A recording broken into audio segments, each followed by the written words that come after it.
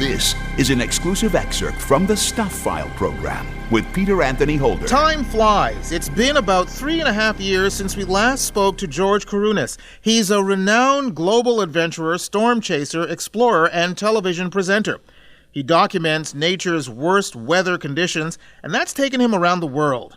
Recently, I saw a picture he posted on Twitter of him standing on an iceberg. It's an amazing shot, and I just thought that I had to find out what it was all about and also what else he's been working on.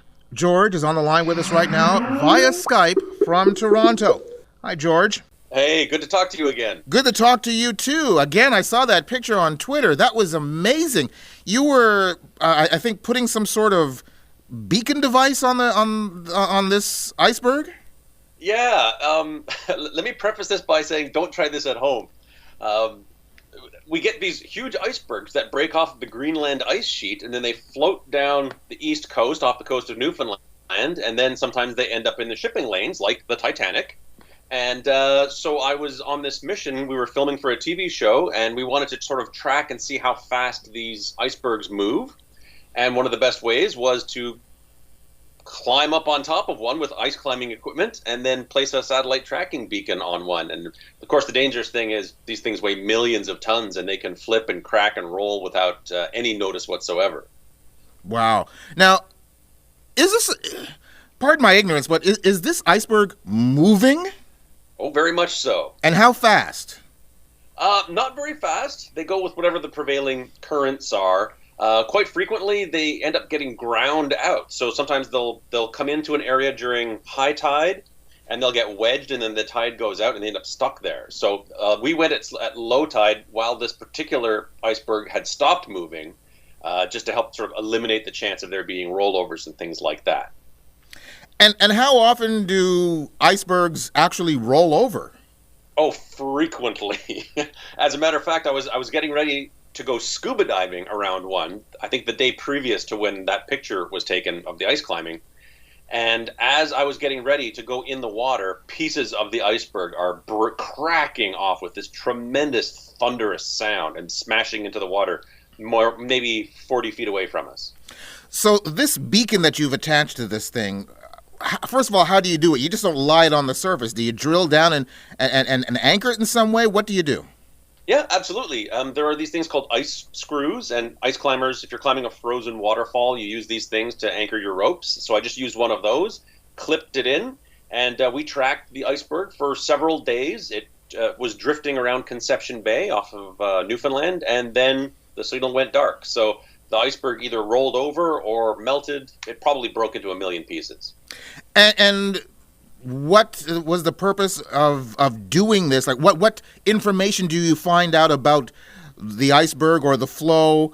What do we learn from what you've done? It was part of a larger TV program. It was an episode of Angry Planet that we were filming at the time, all about how climate change is affecting the icebergs off the coast of Newfoundland. So as the Greenland ice sheet melts, we're getting more icebergs that come in, and it takes about 2 years for an iceberg to travel from Greenland down to Newfoundland. And so we were flying with the Air Force, with the Coast Guard during their surveys of the icebergs. And so basically trying to learn as much as we can and to see how much the icebergs are changing, because they are ending up in the shipping lanes and they can pose a hazard to transatlantic shipping. Now, every time we talk to you, we talk about literally extremes. The last time you were on the program with us, you were at a volcano, certainly a hotter situation than what you're doing with this iceberg. But you've also done a lot of other interesting adventures. You photographed the tattooed woman in Western Myanmar. Talk about that. Yeah, that was back in March of the 2017. There used to be a tradition in some of these tiny villages in the hills of Myanmar where the women would get full face tattoos, and the patterns of these tattoos would change from village to village, and the practice was outlawed in the 1960s. And so the women who still had these face tattoos are now getting quite elderly, and this art form and this piece of culture is dying off. So I was part of an expedition to go there, interview these women, do a census of where they live, what villages they were from, the patterns, and photograph and do portraits of all of these women to sort of capture this culturally significant art form before these women literally die out. And you also went mountain trekking in North Korea. I'm assuming the most dangerous part about that trip is being in North Korea. What, doesn't everybody do that? Come on. Yeah, I've been wanting to visit North Korea for quite some time. And so I wanted to get in there before political tensions got too hot.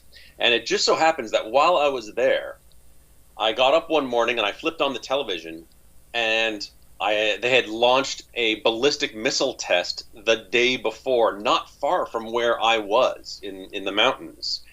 And I was thinking, oh, please don't nuke North Korea. Wait till I get home, please. I've never, in all of my travels around the world, from Antarctica to the Arctic, through the Sahara, all in hurricanes and tornadoes, I've never really worried much about being nuked until this particular trip in North Korea. Wow. Is there something particular or different or interesting about the mountain ranges in North Korea?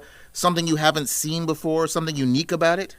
Well, the thing is, very few people have seen these mountain ranges because it's so difficult and such a closed nation that we were able to go to places where very few Westerners have ever seen. And we were literally camping in the mountains of North Korea, which is almost unheard of. And so just by being there and taking photographs and sharing with the world, showing a piece of this beautiful country with people that are sort of being forced into this situation by this oppressive government, there's a lot that we can learn. They're not all our enemies. Let's just put it that way. They want the same things we want. They want to live a happy life. They want their family to be prosperous. And we don't get to see that from them so much. Is there or was there a lot of red tape you had to go through just to get in that country? Was that the difficult part?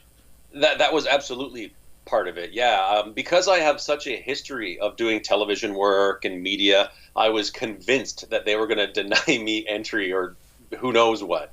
But I was pleasantly surprised. The paperwork went through. We flew through Beijing. There are, I believe, 2 flights a day between Beijing and Pyongyang. And once we were in, of course, they went through all of our gear. They looked at all of our cameras, made sure we didn't bring any books in. So, yeah, it was tightly controlled. We were watched by the government the entire time that we were there. And but we were able to get in and get out. And let's just say I'm in no rush to go back, but I'm certainly glad that I went. I think the most telling thing you just said there was they wanted to make sure you didn't bring any books in. That's kind of scary. Well, particularly Bibles and things like that. Yeah. They are very opposed to that. The most interesting thing that happened while I was there, we were at the top of this mountain where there happens to be a recently built ski hill, just by coincidence. And we round the corner, and there's a group of 20 or 30 young children, age 5 years old. And they're singing and dancing, and their parents are there taking pictures, and they're all dressed up, and there's a woman with an accordion. And it's like a school trip. And then they invite us to take pictures with the kids. Okay, super friendly, really nice. And then 5 minutes later, they take out these plywood cutouts, these effigies, if you will, basically painted to look like U.S. Army soldiers. And then they gave the children these sticks, and the kids would run up and start attacking these U.S. Army soldiers. Wow. These kids 4 or 5 years old. And I'm like, I'm from Canada. Just so everyone knows, I'm from Canada. Yikes.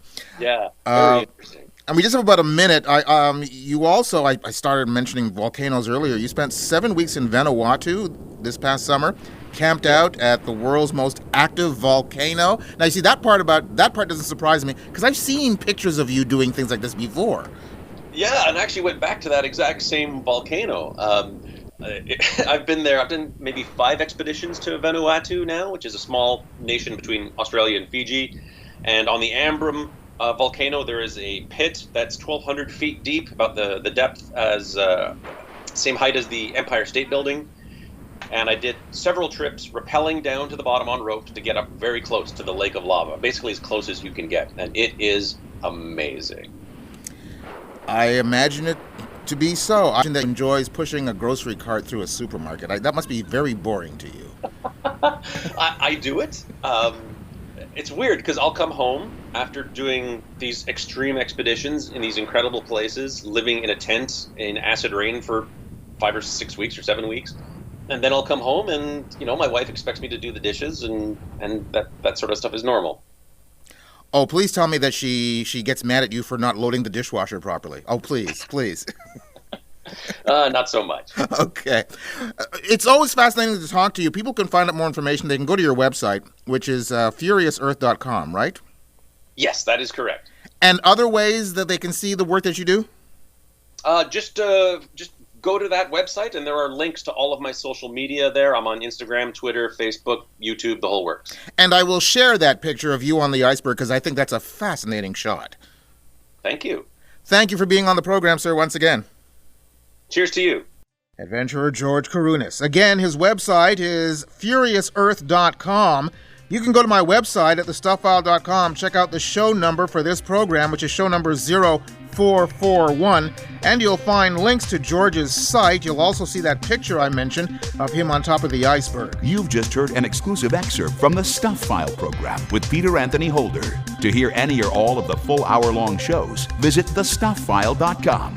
Stuff is spelled S-T-U-P-H. That's thestuffile.com. A presentation of Flying Fish Communications.